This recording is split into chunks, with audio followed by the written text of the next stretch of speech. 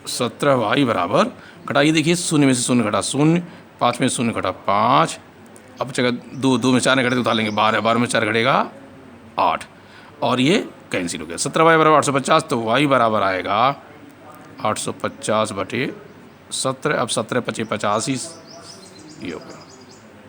y का मान कितना निकल गया? 50। अब लिख देंगे y का मान, कहाँ फिर करते हैं? समीकरण 1 में रखने पर, समीकरण में क्या करेंगे? रखने पर रखेंगे। तो अब y समीकरण 1 देखिए कहाँ है आपका? यहाँ 7x, तो 6y है, माने 6 × 50 माने 300 बराबर 3800, पक्षांतर कर दीजिए, तो 7x बराबर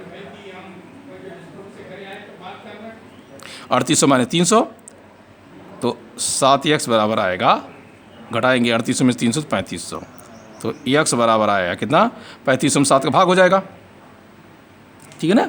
तो 3500 बटे 7 बराबर आएगा 500। x का मान 500, y का मान कितना? 50। ये हमारा क्या हो गया? उत्तर निकल गया। क्या उत्तर बनेगा? अतः हमने x क्या माना? बल्ला है, अतः एक बल्ले का मूल्य 500 रुपया, और y क्या माना है हमने? गेंद। उत्तर लिख दीजिए, अतः छोटा छोटा लिखता हूँ, अतः एक बल्ले का मूल्य 500 रुपया, एक गेंद का मूल्य 50 रुपया। ये हमारे